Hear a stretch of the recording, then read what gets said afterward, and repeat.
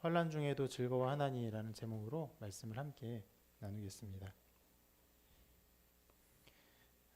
바울은 로마서 5장에 이르러서 기쁨을 가지고 계속 말하고 있습니다.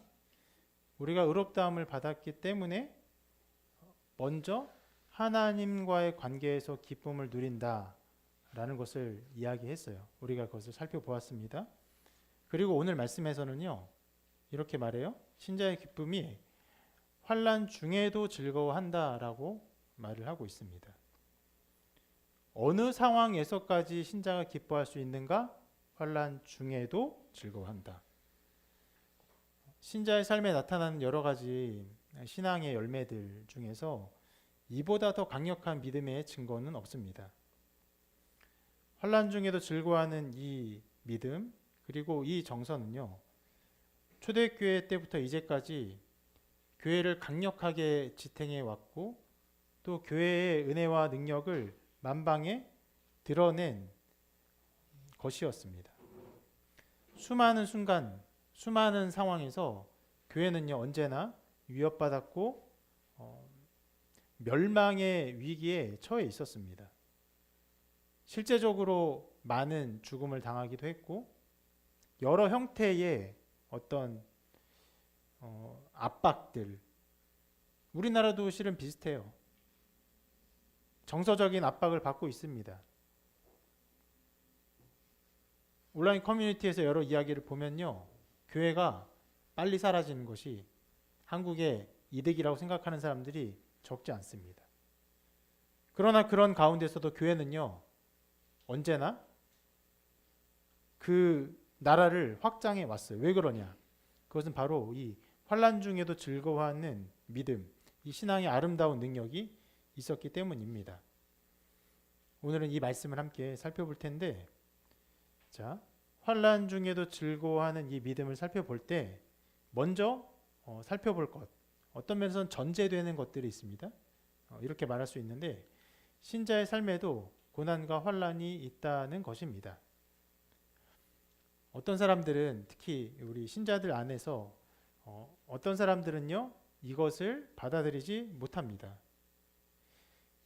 신앙생활 하면서 환난을 받으면, 어려움이 생기면, 고난이 있으면 하나님으로부터 버림을 받았다라고 생각하는 사람들이 있습니다.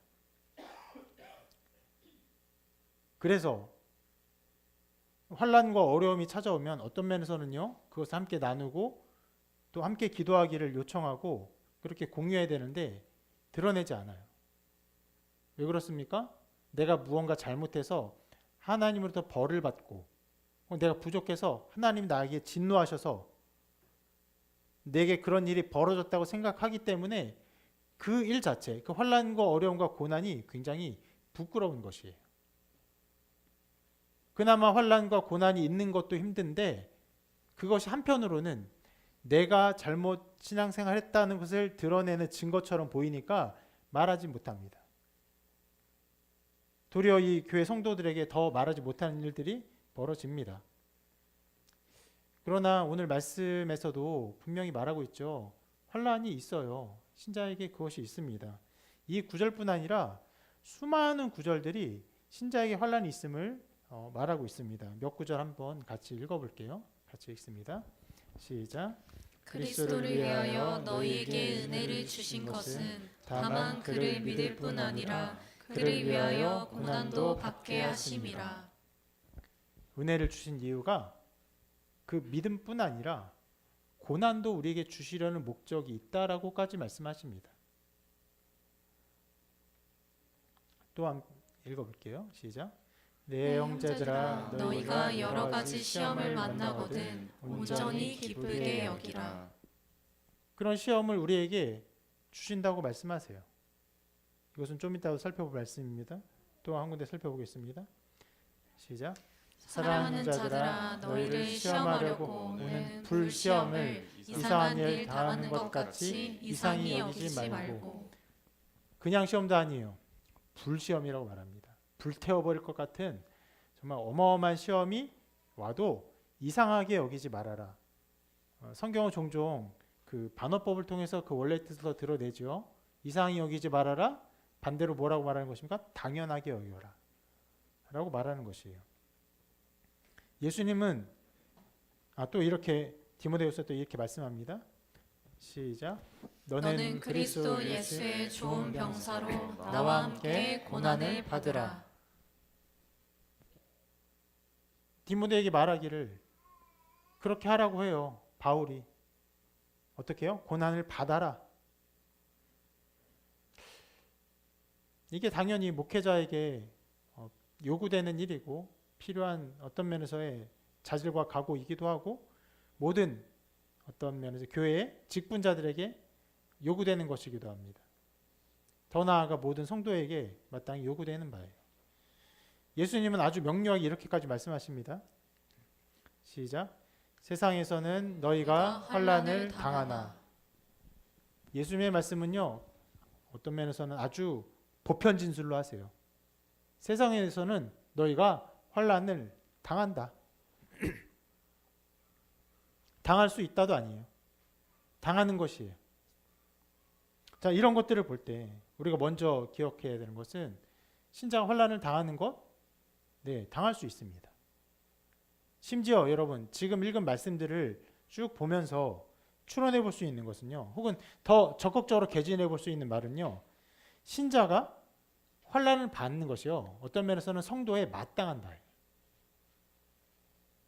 이렇게까지도 말할 수 있습니다. 환난이 없어요? 어려움이 없어요? 하나님이 나를 그의 백성으로 생각하시며 나를 자라게 하시기를 원하시는가 돌아봐야 돼요. 이것이 초대교회 때부터 지금까지 교회와 성도들이 걸어왔던 길입니다. 우리 교회가 이음교회라는 이름을 가지고 아주 좀 특별한 모습과 형태와 사역을 가지고 왜 이렇게 사역을 진행합니까?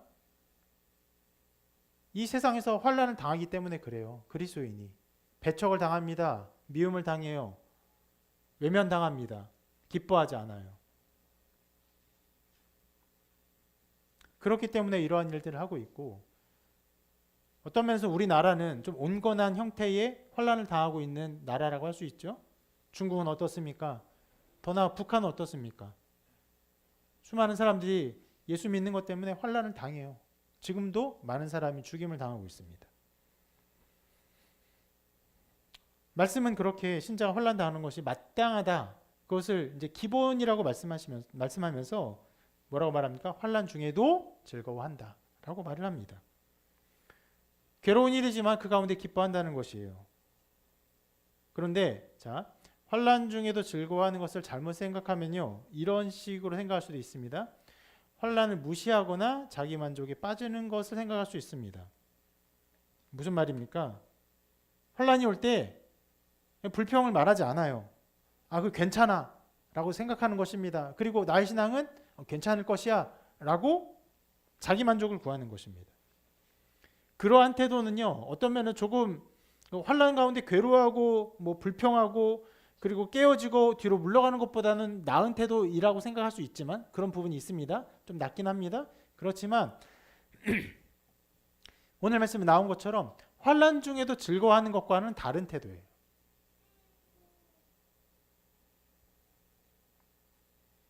무시하고 그것을 애써 외면하는 것은요, 즐거워하는 것이 아닙니다. 어떤 면에서는 여우의 심포도 같은 태도라고 할까요?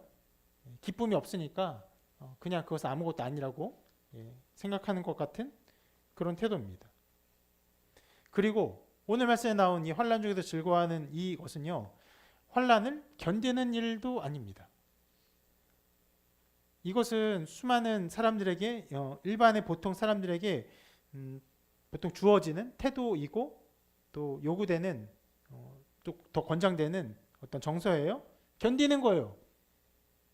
각오하고 입술을 앙 다물고 견디는 겁니다.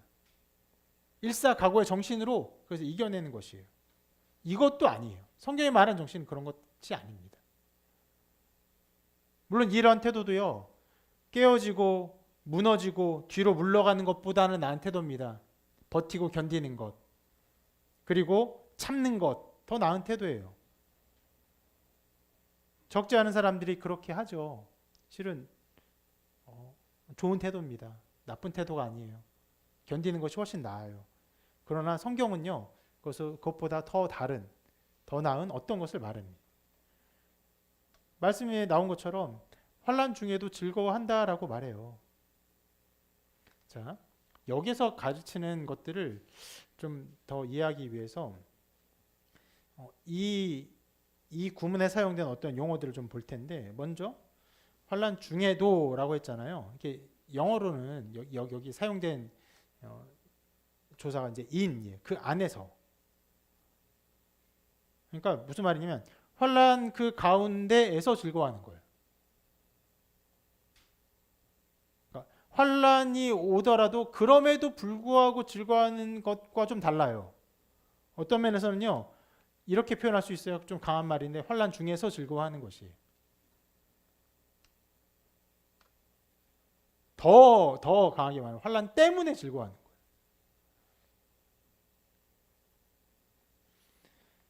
이것이 그리스도인의 태도입니다. 환난을 견디고 이기고, 비록 환난이 있지만 그래도 즐거워하는 것이 아니라 환난 때문에 즐거워하는 것입니다.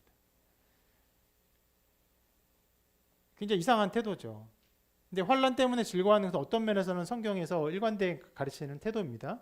몇 구절 한번 살펴보도록 할게요. 읽습니다. 시작. 사도들은 그 이름을 위하여 능욕받는 일에 합당한 자로 여기심을 기뻐하면서. 주님의 이름 때문에 능욕을 받았어요. 그러니까 그것이 기쁜 것이에요. 주님께서 너희가 세상에서는 환난을 당한다라고 제자들에게 말했어요. 그러면 주님의 말씀에 따르면 제자들은 무슨 일을 당해야 됩니까? 환난을 당해야 돼요. 그리고 사도들이 능력을 받으니까 기쁜 거예요. 내가 주님의 제자가 맞구나.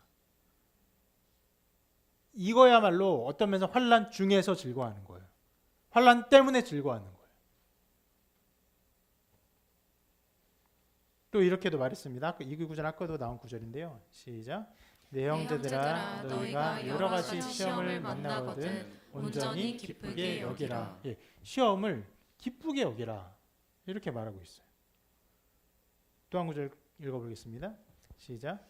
사랑하는 자들아 너희를 시험하려고 오는 불시험을 이상한 일 당하는 것 같이 이상히 여기지 말고 오직 너희가 그리스도의 고난에 참여하는 것으로 즐거워하라.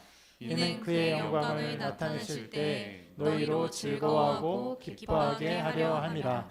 너희가 그리스도의 이름으로 욕을 받으면 복 있는 자로다. 영광의 영 곧 하나님의 영이 너희 위에 계심이라. 12절 아까도 읽은 부분인데 이상히 여기지 말아라. 왜요? 그리스도의 고난에 참여하는 것이에요. 그것이 그리스도께서 받으신 고난이 있습니다. 그리스도께서 주의 나라와 영광을 이루실 때 아무런 해와 아무런 고난도 없이 이루신 것이 아니라 도리어 모든 고난 가운데 주의 뜻을 이루셨고 모든 환난 속에서 하나님의 영광을 드러내셨는데 우리가 환난을 받으면 바로 그리스도의 고난에 참여하는 것이다. 그렇기 때문에 즐거워하라.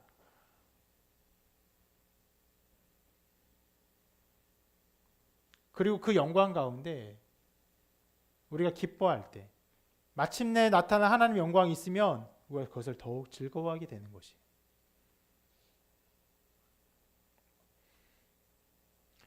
그러면 여러분 실제적으로 이것이 성경이 가르치는 어떤 여러 진술들인데 환난 중에도 즐거워하는 일들이 실제적으로 어떻게 이루어지는가 한번 살펴보도록 하겠습니다. 환난 중에도 즐거워하는 것 혹은 환난 때문에 즐거워하는 것은요 기본적으로 이런 것은 아닙니다. 어려움이 닥칠 때 적극적으로 기뻐해야 된다는 것이 아니에요.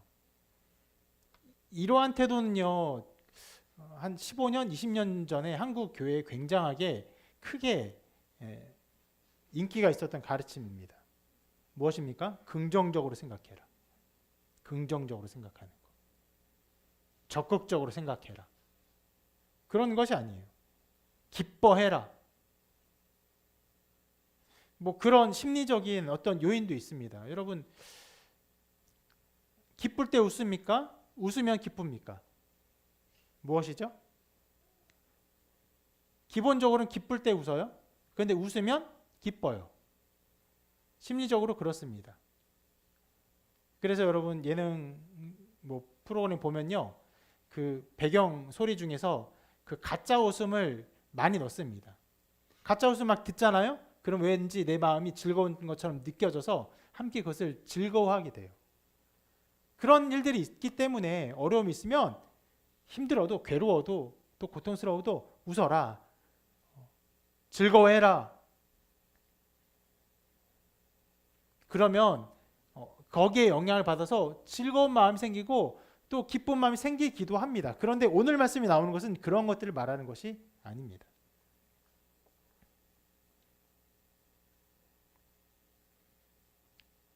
그리고 오늘 말씀을 잘못 이해하면요, 환난 중에도 즐거워하고 환난 때문에 즐거워하는 것이기 때문에 이렇게 생각할 수도 있어요. 뭐냐면 어려움이 생기는 순간 자동적으로 하나님을 찬양하며 감사드리기 시작한다는 것, 이런 것이 아니에요. 어떤 면에서는 굉장히 우리 보통의 사람과는 굉장히 다른 정서라고 생각될 수 있는데, 환난이 와요? 바로 즐거워해. 그런 것이 가능할까 이런 생각이 들잖아요. 그런 것은 아니에요. 그런 것을 말하는 것은 아닙니다.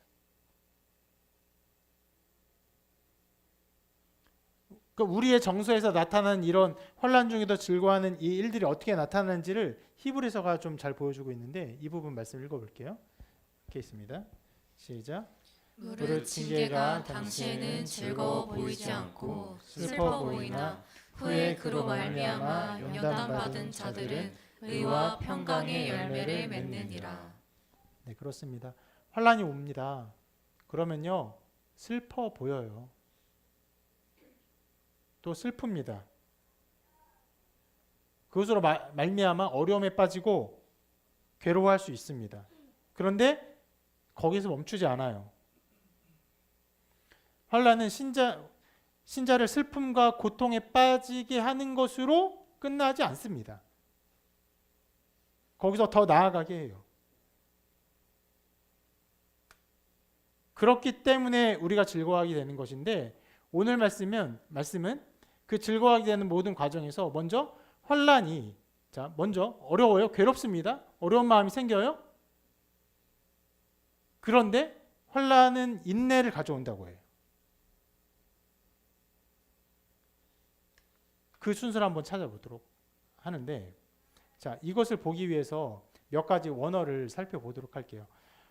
환난은 인내를 가져온다고 할 때 먼저 환난 혹은 고난이라고 표현할 수도 있는데, 이것의 원어는요,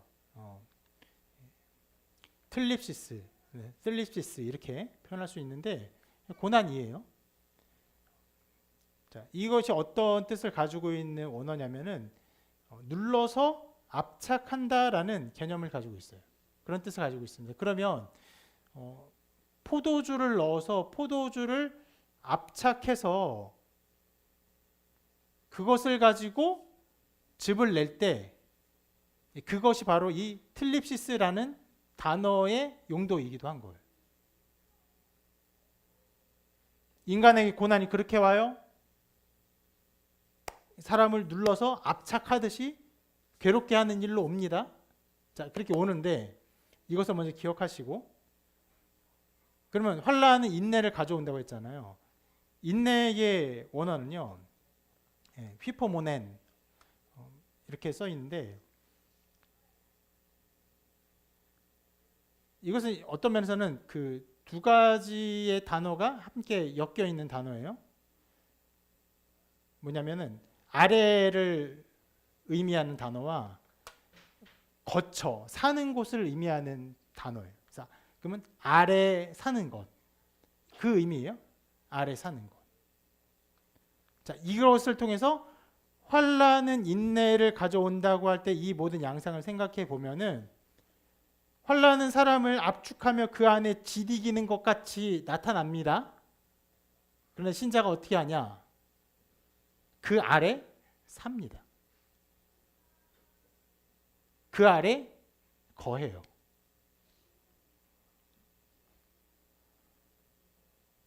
어떻게 보면 이렇게 말할 수 있어요. 그것을 피하고 도망가려 하는 것이 아닙니다.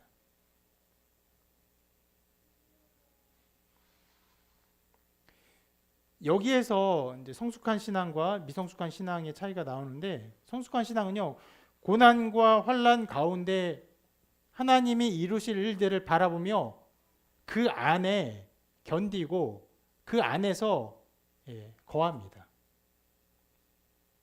미성숙한 사람은요, 환난과 어려움이 오면 어떻게 합니까? 거기서 속히 탈출해서 벗어나고 도망가려 해요.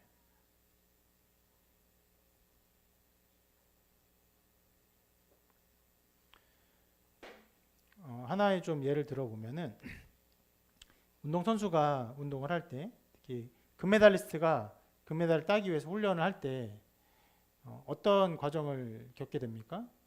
자기를 혹독한 훈련의 그 틀 속에 넣습니다. 처음부터 하진 않아요. 어떤 스케줄이 있어요. 그런데 그것이 점차적으로 가면 갈수록 강도가 강해지는 것을 알아요. 그런데 그 틀 속에서 자기가 들어가면 어떻게 되는 걸 압니까? 연단되고 잘하는 걸 알아요. 이게 끝나면 어떻게 되는 거 압니까? 더 센 훈련이 있으면 알아요. 그 안에 둡니다. 계속적으로 그렇게 가요. 왜 그렇게 합니까? 그런 훈련을 통해서 강해져야만 그 금메달을 딸 수 있다고 생각하기 때문에 거기서 벗어나려 하지 않아요. 거기서 튕겨나오려 하지 않습니다. 그 안에 있습니다. 짜내는 것처럼 자기를 짜내듯이 그 안에 있어요. 이제 금메달이라는 어떤 면에서는 원대한 목표를 말했지만 실은 아주 작은 목표라고 생각할 수 있는, 여러분 다이어트 같은 거 생각해봐도 마찬가지예요. 살을 빼겠다. 그러면 그것을 위한 어떤 고난의 기간이 필요해요.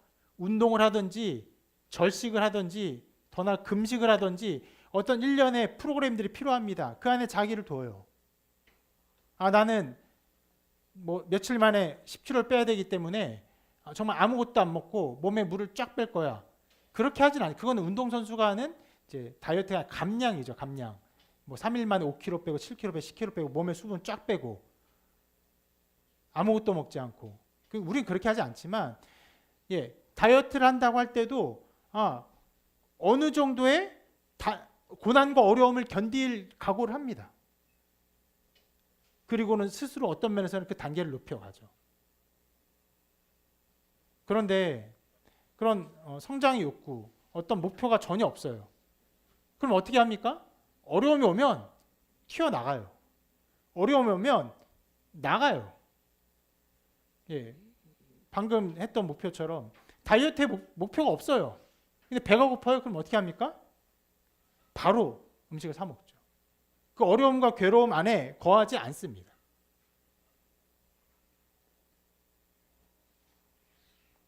자, 이러한 모습을 생각할 때, 이런 것들 생각해 볼 때, 어떤 목표를 향해서 그 안에 자기를 두고 거기에서 성장하고 자라며 하는 어떠한 신앙적 과정을 생각해 볼 수 있는, 그것이 바로 대표적인 것이 금식기도예요.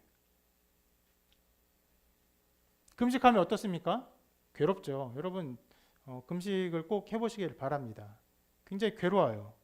금식을 해보면 내가 얼마나 이 음식을 먹지 않으면 살아갈 수 없는 연약한 존재이고, 이 말 그대로 이 생태계와 이 자연 생태계와 연결되어 있는 하나의 작은 조각에 불과한 연약한 존재인지를 깨닫게 됩니다.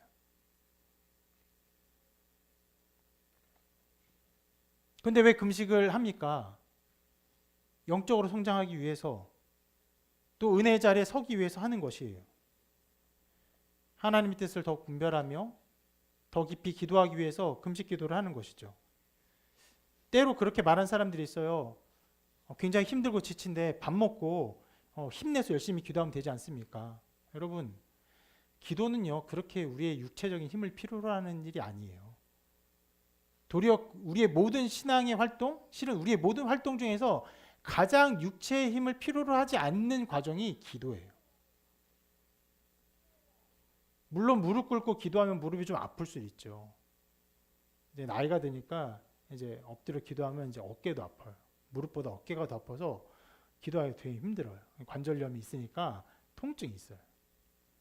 그런 게 있죠. 그렇지만 기도 끝나고 삭신수시네, 몸이 힘드네, 체력을 너무 소진해네, 절대 그런 느낌 들지 않습니다. 어디가 힘듭니까? 우리 영혼에 어려움이 있는 것이에요.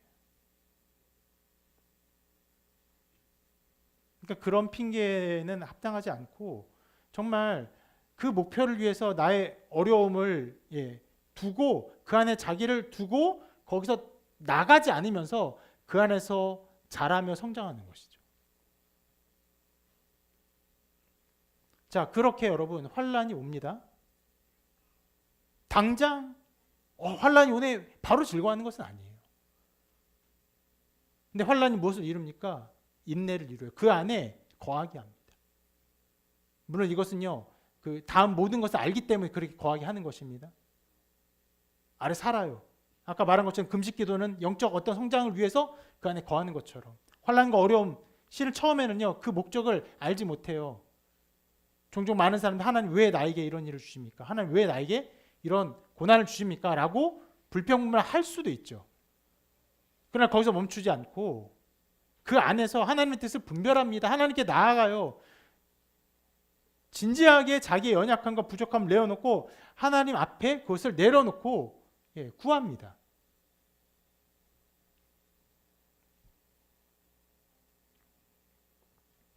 그리고 그렇게 인내의 어떠한 것을 이루는데, 자, 이 인내를 생각할 때 조금은 이 흐름에서 약간은 벗어난 얘기지만 한 가지를 더 생각해 보고 싶은 것이 있습니다.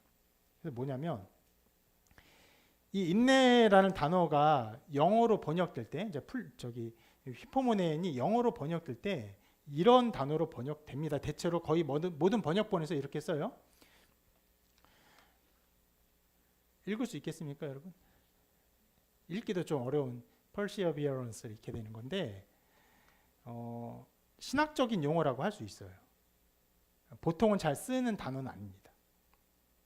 근데 이게 어디에 나오는 단어냐면 여러분이 한 번쯤은 접했을 수 있는 단어인데 바로 칼빈의 5대 교리를 말할 때 그것을 이제 앞 글자를 떠서 TULIP, 튤립이라고 하거든요. 마지막 5번째 교리가 이것을 말하는 것이에요. 바로 성도의 견인, Perseverance of Saints, 성도의 견인을 말할 때 이 단어가 쓰입니다. 여러분, 성도의 견인이 무엇을 뜻합니까? 우리 칼빈주의를 따르는 자들이 믿는 교리인데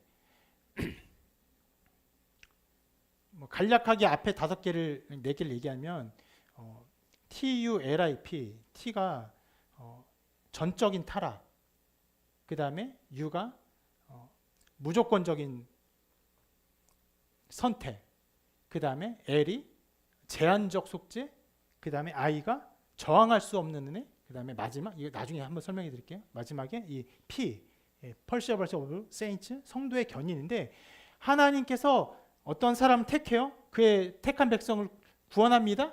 구원한 백성은요 끝까지 인도하신다는 거예요.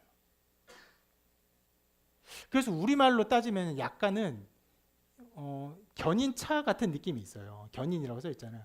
우리를 이끌어 가세요. 언제까지? 구원에 마침내 우리가 구원받을 그날까지 끝까지 인도하신다는 말이 여기에 담겨 있어요. 그런데 여기에 Perseverance of Saints라는 어떤 면에서는요 우리말로 바로 번역을 다르게 하면 이렇게도 하는 거예요. 성도의 인내? 이렇게 해석될 수 있는 단어잖아요. 왜냐하면 우리 오늘 본문에서도 인내가 perseverance로 사용됐거든요. 왜 이런 단어를 썼느냐? 사람이 인내해서 구원받습니까? 아니요. 그건 아니에요. 성도가 인내해서 구원받는 거 아니에요. 사람에게 만약 구원받을 때까지의 인내를 요구한다면요 아무도 인내할 수 없어요. 우리의 어떤 조건으로 구원을 생각하면 우리는 반드시 다 넘어지고 멸망하고 깨어지고 배역하고 망가집니다.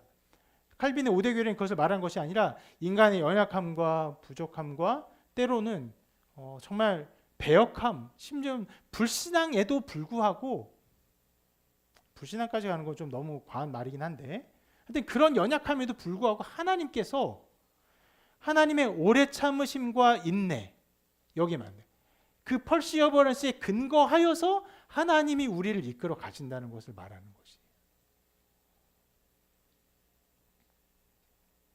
누가 인내하십니까?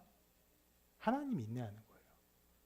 우리가 하나님의 뜻에 인내하는 것이 아니라 하나님이 우리의 연약함을 인내하시고 이끄시고 끝까지 이끌어 가시는 것을 말하는 것입니다.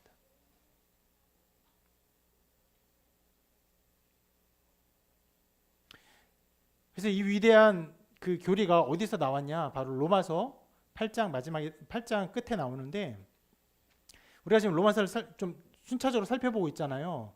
그래서 어떤 면에서의 그 본격적인 본론의 시작이 3장 21절이고 그 본론의 그 하나의 완전한 결론이 8장에서 끝나거든요. 그러니까 굉장히 긴 구절들을 쭉 설명하면서 마지막에 바울이 선포하듯이 그 결론을 이렇게 말합니다. 8장 마지막에 한번 읽어볼게요. 시작.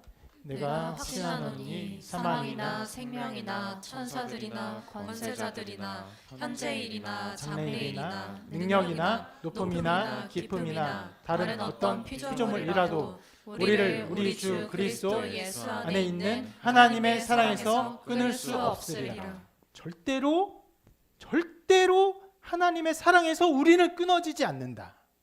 절대로.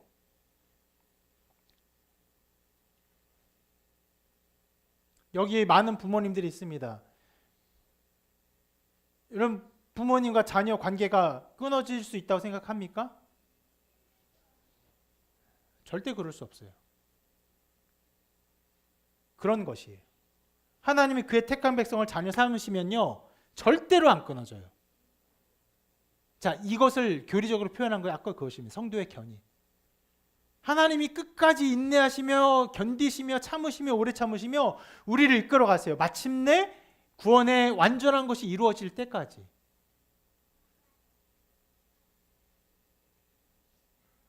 자, 이러한 교리를 말할 때 perseverance라는 단어가 쓰인 것이고, 오늘 말씀에서 환난이 우리에게 무엇을 이룹니까? perseverance, 이 인내를 이루어요. 그 안에서 서 있어요. 벗어나지 않아요.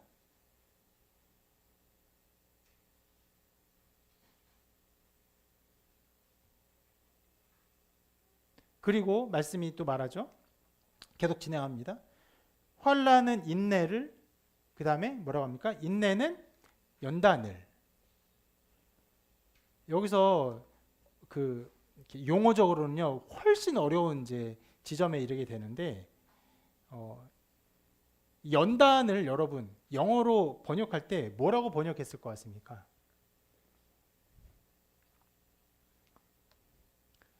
상상도 못할 단어라고도 저는 생각이 됩니다. 이렇게 번역해요. 캐릭터예요. 캐릭터. 그렇죠? 전혀 상상도 못할 단어예요. 혹은요, 번역본이 다른 번역본에서는 이렇게 이 언어를 쓰기도 합니다. experience. 아니, 캐릭터와 experience가 교차 겸용 사용될 수 있는 단어라고? 캐릭터면 그냥 말 그대로 어떤 뭐 성품? 어떤 뭐 캐릭터? 우리는 보통 아예 캐릭터라는 용어를 갖다 쓰죠. 너의 캐릭터는 뭐야? 뭐 이렇게 말할 정도로 쓰죠. 그렇게 말하면서 너의 캐릭터는 뭐야? 하면서 너의 experience는 뭐야? 경험을 뭐냐고? 겸용이 안 되잖아요. 왜 이렇게 쓰냐면, 자, 원어도 한번 살펴볼게요. 그 연단이라는 원어가 도키맨입니다. 도키맨이라고도 표현되기도, 도키메라고도 표현되기도 하는데, 도키모스라는 원어를 기본으로 쓰는 단어예요. 그러니까 이 도키모스가 어떻게 사용되는지 한 예를 좀 들어보면은, 고대 시대에는 동전을 만드는 일들이요, 그 균일하지 않았다고 해요. 그래서 동전으로 쓰기 위해서 이 동전을 다듬는 과정을 거치게 되는데, 뭐 그런 과정에서 어떤 사람은 더 많이 다듬고 덜 다듬고 뭐 하는 과정에서 다듬고 또 다듬고 하면서 이렇게 가짜 동전을 가지고 또 다듬어서 쓰고 뭐 이런 일들을 하게 되는데, 근데 결론적으로 이 동전이 너무 많이 이렇게 가공되어서 너무 가벼워. 그래서 그 어떤 그때 법적 문서가 원하는 표준에 맞는 동전의 어떠함을 갖지 못했을 때, 이건 쓸모없는 동전이다 라고 할 때 그 동전을 뭐라고 표현하냐면 아도키모스, 부적당하다라는 거예요. 부적당한 것이다. 이 아도키모스를 사용한 그 헬라어를 사용한 그 성경 구절이 있어요. 고린도 전서인데 읽어볼게요. 시작. 내가 내 몸을 쳐 복종하게 하면 내가 남에게 전파하는 자신이 도리어 버림을 당할까 두려워함이로다. 여기서 버림을 당할까 하는 것이 바로 아도키모스예요. 뭐냐면 적당하지 않은 존재예요. 그러니까 동전을 가공하고 가공해서 어떤 사람은 또 잘못된 것을 그 거짓으로 가공하는 일들이 있어서 결국 거기서 판별해 보는데 이게 너무 가벼워. 동전 같지도 않아. 그래서 아도키모스라고 하는 거예요. 자, 그 도키메가 바로 이 연단이라는 거예요. 갈리고 그리고 이렇게 다듬어져서 어떻게 돼야 돼요? 거기에 적합한, 맞는, 온전한 어떠함을 이루어요. 그래서 영어로는 어떤 면에서 캐릭터가 되는 거예요. 마땅한 성품, 마땅한 어떠함이 이루어져야 되고, 또 그런 면에서 익스피리언스가 되는 거예요. 왜요? 그러한 경험과 그 삶을 이루어내는 어떠함들이 그것을 이루는 것이에요. 환난은 우리를 그 안에 있게 합니다. 그 안에 있게 해요. 이 인내예요. 있게 해서 어떻게 됩니까? 우리가 거기에 맞는 캐릭터가 되는, 거기에 그 캐릭터를 이루게 하는 어떤 익스피리언스가 생기는 거예요. 그것이 우리를 도킴해 하는 거예요. 적정한 것이다, 합당한 것이다 라고 만들어내는 것이죠. 이런 용어들을 볼 때 한글 번역은 제일 좀 다른 곳에 있는 것 같아요. 연단이라는 단어요. 근데 어떤 면에서는 가장 적합하고도 하다고 생각되기도 합니다. 왜요? 기본적으로는 연단이 이런 뜻을 가지고 있어요. 쇠붙이를 달군 후 두드려서 단단하게 하는 거. 계속 다듬어요.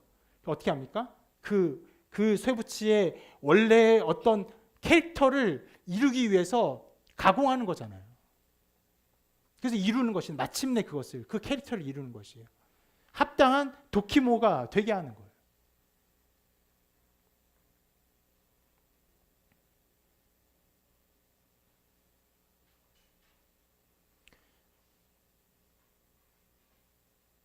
그래서 이러한 어떤 연단의 의미를 성경에서 이 성경이 잘 표현했다고 생각합니다. 이 부분을 한번 읽어볼게요.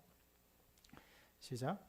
그러나 내가 가는 길을 그가 아시나니 그가 나를 단련하신 후에는 내가 순금같이 되어 나오리라. 욥기에 나온 말씀이죠. 연단돼요. 어떻게 됩니까? 그리고 순금이 돼요. 불순물이 제거됩니다. 여러분, 우리 다 죄인이에요. 부족해요. 여러 가지 깨지고 모난 것이 많습니다. 근데 하나님 우리를 환난에 두세요. 그리고 그 안에 있게 하십니다. 어떻게 됩니까? 그래서 우리가 연단돼요. 불순물이 제거되고 우리의 온전함들, 하나님께서 우리에게 주신 어떠함들의 온전함들이 드러나요. 우리 자신의 어떠함들이 드러납니다. 그래서 캐릭터를 이루어요. 그 자신을 이룹니다. 여러분 자신의 그 고유한 어떠함에 하나님의 영광을 드러낼 그 존재가 되게 하시는 거예요.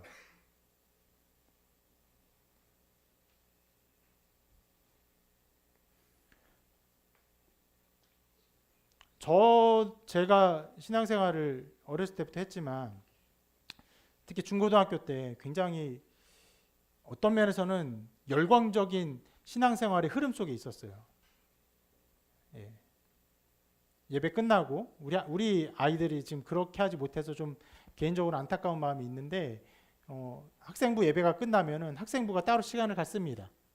시간을 갖는데 종종 기도회를 했어요. 그 기도회를 모르겠어요. 한 2주에 한 번? 이 정도는 한 것 같아요. 하는데 1시간씩 기도하는 거예요. 막 불 꺼놓고 막 소리 지르고 울면서 막 기도하는 거예요. 그런데 그런 신앙에서 제가 굉장히 조금 좀 붕 떠 있었어요. 그렇게 울음도 안 나와요. 우리 아이들도 저의 성향을 받아서인지 그렇게 잘 울지 않아요. 울음도 안 나와. 그래서 나는 신앙이 잘못된 건가? 라는 생각을 했는데 그렇지 않아요. 좀 말씀을 말씀대로 이해하고 복음을 복음대로 이해하고 복음의 진리를 파악하고 그 안에서 나의 삶을 드리는 나의 어떠함이 하나님께서 나에게 만들어 가실 길이었던 것이에요. 그런 것들을 통해서 제가 은혜 받고 영적 경험을 하고 또 많은 감동과 감격들을 누리긴 했지만 궁극적으로 제가 예수 그리스도를 믿고 구원받은 것은요, 복음에 대한 선포, 예수 그리스도의 죽으심과 부활에 대한 완전한 선포였어요. 그리고 제가 신앙을 정말 고백하고 주님이 나의 하나님이시구나를 고백하는 그 순간에도 울면서 기도하면서 하나님, 내가 하나님을 믿습니다, 이런 것이 아니었어요. 정말 담백한 고백이었어요. 그럼 그것이 틀렸고 나는 옳으냐? 아니요. 하나님은 나를 만들어 가시는 과정이 있었던 거예요. 그런 면에서 하나님이 다윗을 시험하셔서 다윗을 다윗 되게 하셨고 아브라함을 아브라함 되게 하셨어요. 그 시대에서 아브라함은 어떤 고난을 주셨습니까? 아들을 낳지 못하는 고난을 주셨어요. 그 시대 사람으로서. 다윗은 아들 낳지 못해서 고난했습니까? 아니요, 그렇지 않았어요. 다윗은 그렇지 않았습니다. 다른 상황에서 다른 삶을 살게 하셨고 그곳에서 그들의 삶의 캐릭터를 이루기 위해서 그들에게 환난을 주셨어요. 그 환난 가운데 그들은 벗어나지 않았고 그 가운데 하나님을 묵상하며 하나님의 뜻을 바라보며 그 자신을 통해 이루실 하나님의 영광을 이루어 갔습니다. 그래서 아브라함은 아브라함 됐고 다윗은 다윗 되었고 그들 모두가 어떻게 됐습니까? 하나님을 믿었어요.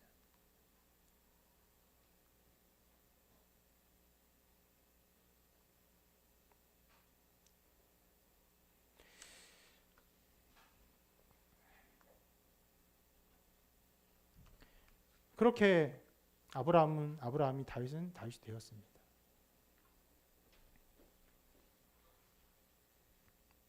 그리고 말씀은 환난은 인내는 연단을 이루고 뭐라고 말합니까? 연단은 소망을 이루는 줄 알미로다. 자, 그럼 이 소망은 무엇일까요?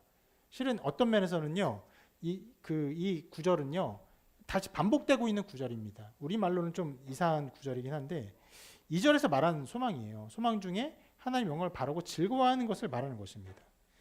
2절, 3절 3절, 4절을 다시 한번 좀 읽어볼게요. 같이 있습니다. 시작. 또한 그로 말미암아 우리가 믿음으로 서 있는 이 은혜에 들어감을 얻었으며 하나님의 영광을 바라고 즐거워하느니라. 다만 이뿐 아니라 우리가 환난 중에도 즐거워하나니 이는 환난은 인내를, 인내는 연단을, 연단은 소망을 이루는 줄 알미로다. 한글 구절을 2절부터 4절을 보면은 이제 그 맨 끝에만 소망이 나오잖아요. 그런데 실은 그 원어로 보면 혹은 영어로 보면은 소망이 그 앞에도 나옵니다. 어디냐면 하나님의 영광을 바라고 즐거워한다라고 할 때 영어로 이렇게 표현해요. We rejoice in the hope of the glory of God. 그러니까 이미 그 소망을 얘기했어요. 신자는요, 하나님의 영광을 바라고 즐거워해요. 왜요? 구원받았으니까, 하나님 자녀가 되었으니까 하나님 앞에 나아가 담대히 나아가 하나님을 즐거워합니다. 하나님 기뻐합니다. 하나님께서 나를 통해서 이루실 그 영광을 즐거워하고 하나님의 영광을 즐거워 하나님 우리가 영화될 것을 즐거워해요. 그런 영화인데 그런 신자가 환난을 받아요. 근데 그 인내하고 연단되잖아요. 그리고는 다시 이 소망을 갖게 되는 것이에요. 소망으로 시작해서 다시 소망으로 돌아가는 구조가 실은 이 말씀 구조에 나와 있습니다. 우리말에는 그것이 지금 감추어져 있어요. 그게 좀 아쉬운 부분입니다. 그렇게 신자의 소망은요, 환난 중에 더욱 견고해지는 것이에요.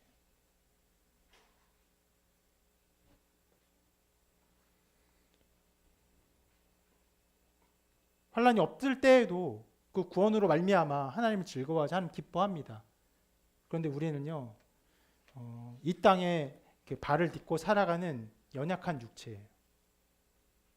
그래서 환난이 우리를 더 견고하게 만들어요.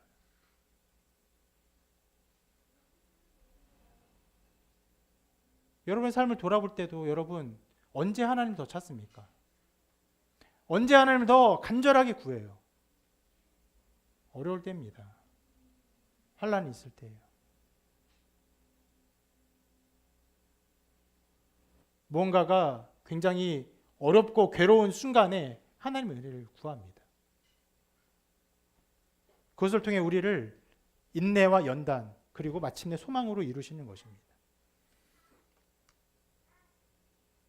그리고 오늘 우리가 3절 4절을 보는데 이 3절 4절에서 어떤 면에서는 가장 중요한 말이 있습니다. 뭐냐면 이것이에요. 바로 연단은 소망을 이룬 줄 알미로다. 자, 신자가 어떻게 환난 중에도 즐거워합니까? 그것은 환난은 인내는 연단은 소망을 이루는 줄 알기 때문에 그래요. 이것을 알고 믿기 때문에 아까도 말씀드린 것처럼 환난을 당하면 어렵습니다. 괴로워요. 실은 그 환난의 크기에 따라서 좌절하고 차라리 이 생명이 끝났으면 좋겠다고 생각할 정도의 일들이 벌어집니다. 어떤 면에서는 이런 설교는 제가 설교자 하기에 굉장히 어려워요. 왜요? 여러분이 각자가 당하는 그 모든 환난을요, 제가 다 공감하지 못해요. 다 알 수 없어요. 다 이해하지 못해요. 어떤 면에서는 감히 말하는 것 같이 생각되기도 해요. 그 정도로 어렵습니다. 괴로워요. 그러나 그 환난 중에 그 환난이 우리 인내를 이루고 인내는 연단을 이루고 그리고 마침내 소망을 이루는 것을 알기 때문에 신자는 어떻게 합니까? 환난을 즐거워하는 거죠.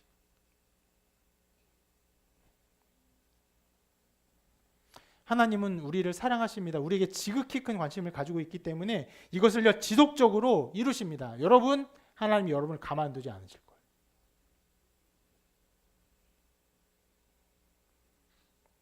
그리고 그것을 통해서 하나님께서 여러분을 성장시키실 것입니다. 우리 교회가 개척을 시작하게 된 가장 큰 지점도 실은 그 부분에 대한 신앙 고백이긴 합니다. 무엇이냐면 개척하면서 어려울 것이 예상되었어요. 쉽지 않을 것이다. 그런데 그것이 제가 목회 생활하는 그 수십 년의 기간 동안 그 고난과 어려움이 나를 성장시키고 나를 정금과 같이 자라게 하고 온전케 하는 소중한 기간이 될 것이다 라는 믿음과 소망이 있었기 때문에 나온 것이. 개척하면 수많은 사람들이 오겠지. 여러 사람들이 오겠지. 부흥하겠지. 아니요. 그런 것이 아니었어요.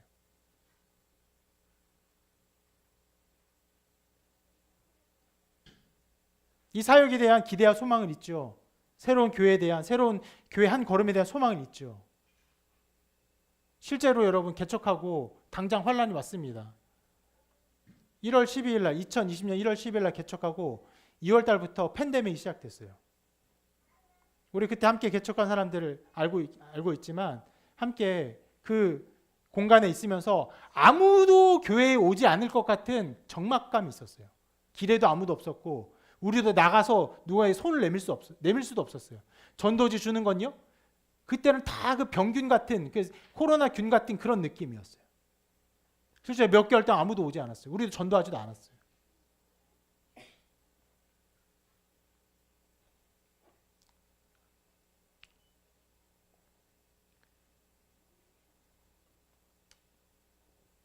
그러한 고난을 통해 성장할 것을 기대했기 때문에 이 걸음을 시작했던 것이고 하나님은 우리의 삶을 정금같이 만들기 위해서 고난을 허락하십니다. 금메달을 따게 하려는 코치가 선수를요, 훈련시키죠. 가만히 놔두지 않습니다. 선수가 만족하면요, 그건 잘못된 거예요. 선수가 됐다고 하면요, 더 해야 될 때. 하나님 우리를 통해 하나님의 영광을 드러내기 위해서 우리를 자라게 하십니다. 하나님의 영광을 여러분 각 사람을 통해 충만히 드러내기 위해서 그 일을 시행하십니다. 그래서 다윗이 이렇게 고백했죠. 고난 당하는 것이 내게 유익이라. 이로 인하여 내가 주의 율례를 배우게 되었나이다.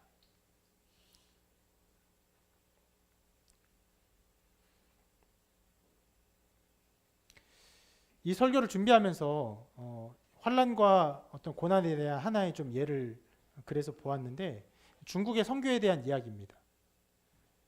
여러분, 중국이 실은 1950년 이후로 본격적으로 공산화가 되었는데, 그 전에는 중국 교회가 그렇게 성장하지 않았어요.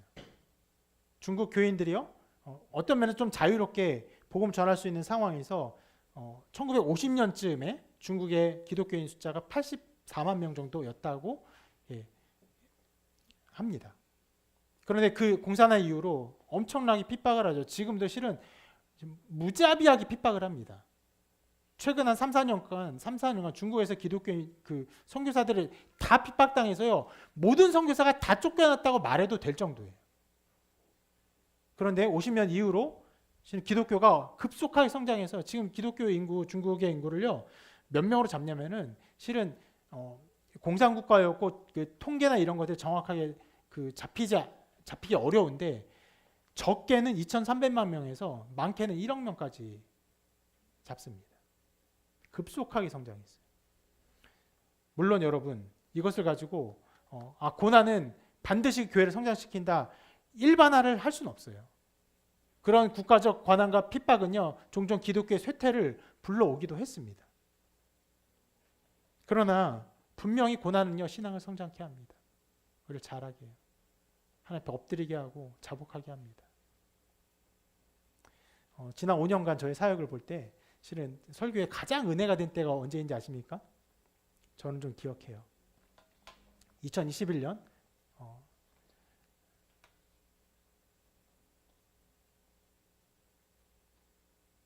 4월 16일이 맞을 거예요. 그때 이후로 몇 달간 제가 뇌경색이 왔을 때,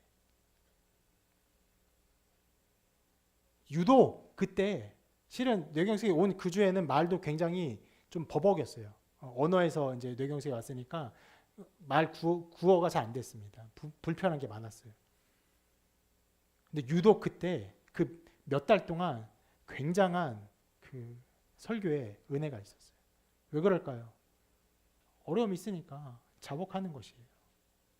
환난 가운데 제가 엎드리는 거예요. 기도를 많이 했냐? 꼭 그런 것도 아니에요. 그냥 그 마음에 상한 심령을 하나님께 은혜를 구합니다.